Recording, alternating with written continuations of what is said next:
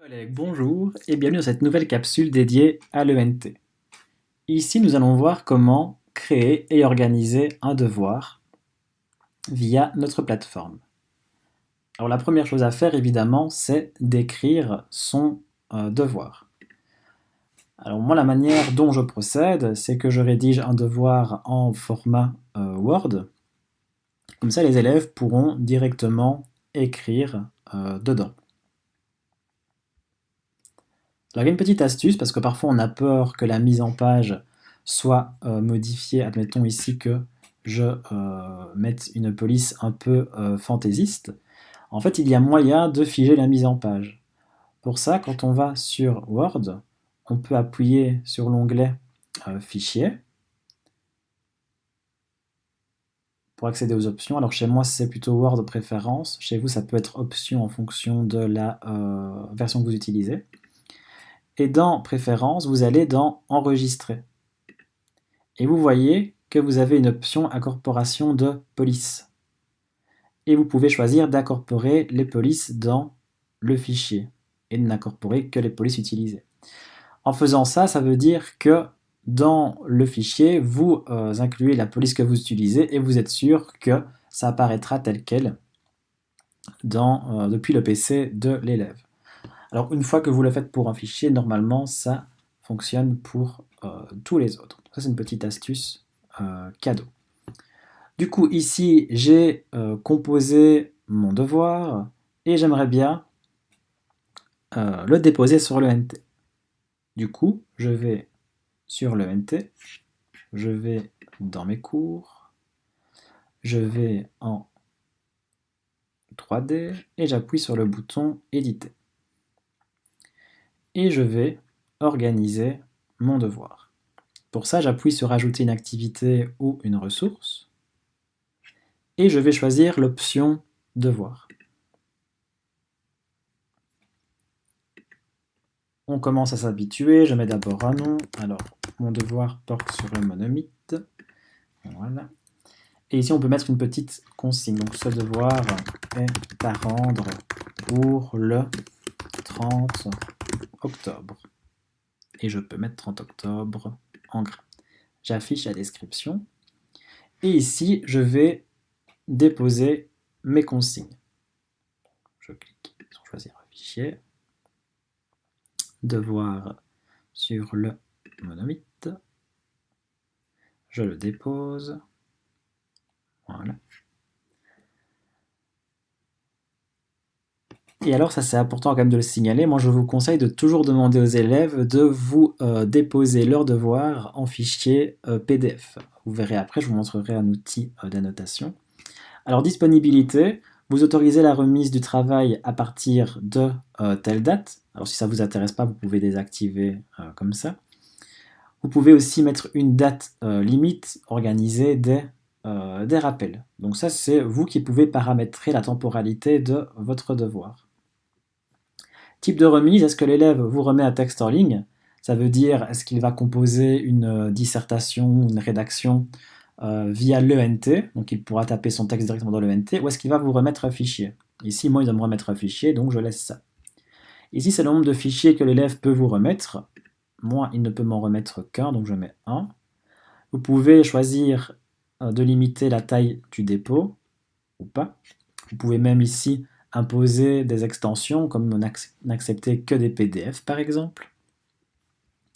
Alors type de feedback, moi je vous conseille de toujours tout cocher, comme ça vous avez toutes les options disponibles. Feedback par commentaire, ça va vous permettre de mettre un commentaire qui accompagne la production de l'élève, un feedback général. Annotation PDF, ça va vous permettre d'écrire directement sur le PDF que vous a remis l'élève. Donc c'est pour ça que c'est important de leur demander d'éditer d'enregistrer le fichier doc en PDF. Donc il y a un tuto très sympa et très rapide pour leur apprendre à le faire. Ça, je vous le mettrai dans les ressources qui accompagnent cette formation. Alors, réglage de la remise des travaux. Il y a toujours ici des options gadget. Ici, exiger que les élèves cliquent sur le bouton envoyer le devoir. Si vous mettez non, une fois que l'élève aura chargé son fichier, le devoir sera rendu. Alors Alors admettons qu'il se soit trompé de fichier ou qu'il ait fait son boulet, il ne pourra pas revenir en arrière. Du coup, si vous mettez oui, ça veut dire qu'une fois que l'élève a déposé son devoir, il a une étape supplémentaire à faire, il doit appuyer sur le bouton envoyer le devoir. Donc ça lui permet de checker une dernière fois s'il a mis le bon fichier. Demandez aux élèves d'accepter la déclaration de remise pour tous les devoirs. Si vous mettez oui, il y a un petit message qui apparaîtra et qui demandera à l'élève de jurer qu'il n'a pas plagié. Réouverture des travaux remis, jamais, ça veut dire qu'une fois que le devoir est remis, l'élève ne peut plus l'éditer. Manuellement ou jusqu'à réussite, l'élève peut retravailler son devoir. Remise en groupe si vous organisez un devoir en groupe.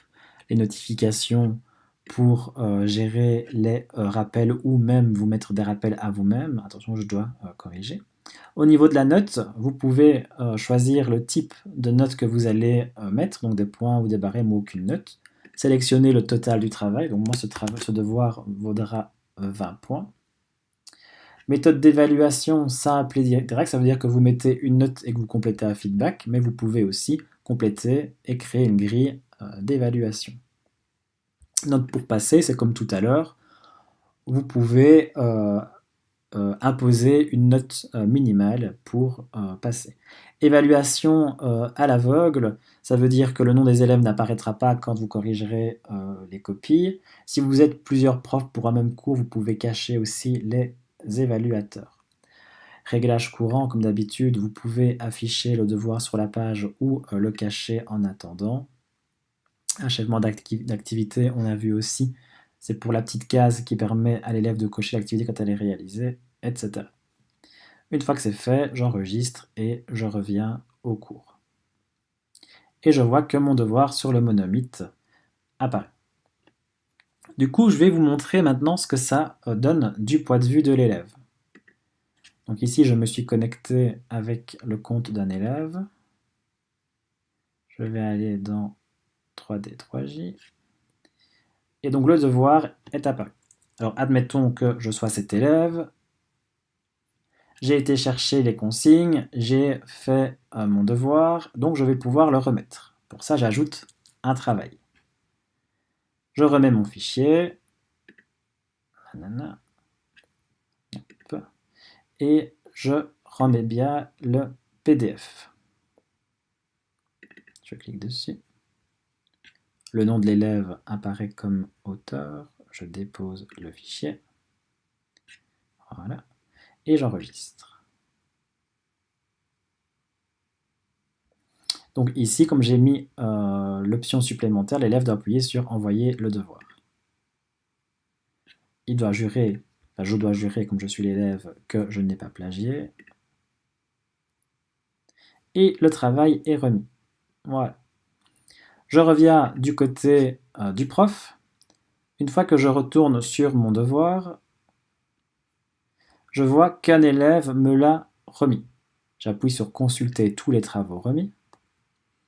Et je vois que, ici, Noah m'a remis son travail.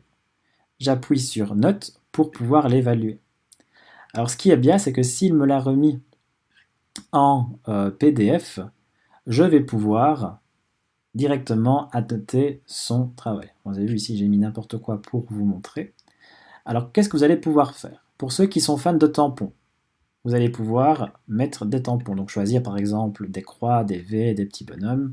Et vous allez pouvoir barrer les mauvaises réponses ou valider les bonnes réponses. Vous pouvez aussi mettre des éléments au fluo en choisissant la couleur. Vous pouvez choisir d'encadrer des éléments. Vous pouvez barrer, vous pouvez faire vos petits V vous-même si vous préférez. Vous pouvez aussi mettre des commentaires. Donc par exemple, ici c'est très bien. Avec la petite flèche, on peut changer l'endroit si on s'est trompé. Et comme ça, vous pouvez annoter et corriger facilement la copie déposée par l'élève. Une fois que c'est fait, vous pouvez lui attribuer une note. Bravo, tu as bien travaillé, tu as 18 sur 20. Lui mettre un petit feedback. Bla, bla, Bla. Et vous enregistrez. Hop. Voilà. Et quand vous retournez ici sur les travaux qui ont été remis, vous voyez que vous avez attribué 18 sur 20 au travail de l'élève. Donc voilà comment organiser un devoir et comment le corriger.